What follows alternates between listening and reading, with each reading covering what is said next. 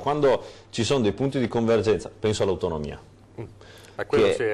Penso all'autonomia, è un tema che è stato portato avanti dalla maggioranza e dal 5 Stelle come opposizione, perché a quel punto conveniva guardare in faccia la realtà e non arroccarsi in stupide posizioni politiche pensando di saperne più dei cittadini, perché di fronte a un referendum, di fronte a 2,5 milioni quasi di veneti che si esprimono in maniera chiarissima, è giusto e corretto che la politica faccia in questo caso un passo indietro e che porti avanti quelli che sono gli interessi dei cittadini. Questo è un esempio concreto. Su moltissimi altri fronti rimaniamo dalle parti diametralmente opposte del Consiglio, dell'Aula o della barricata che dir si voglia, ed è giusto che sia così.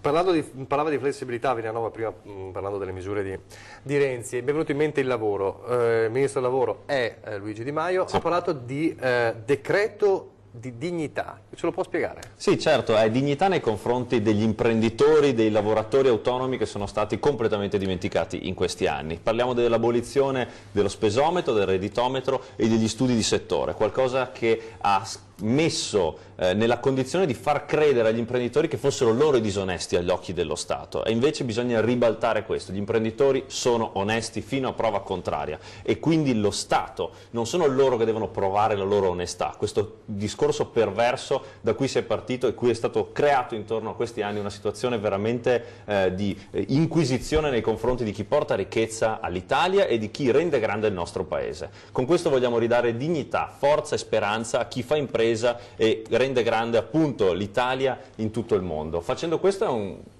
vuole essere un decreto legge, quindi qualcosa immediatamente attuativo, perché sicuramente ci sono gli estremi di un'urgenza di una classe imprenditoriale che, come dicevamo prima, è stata martoriata da una pressione fiscale molto molto alta, ma soprattutto è stata dimenticata, messa all'angolo dalla burocrazia, dalle tasse, da uno Stato che era un nemico e non un facilitatore nel proprio lavoro. Dignità è questo, è ridare la felicità, la gioia di avere nello Stato un partner per poter lavorare meglio e non invece un nemico da dover combattere.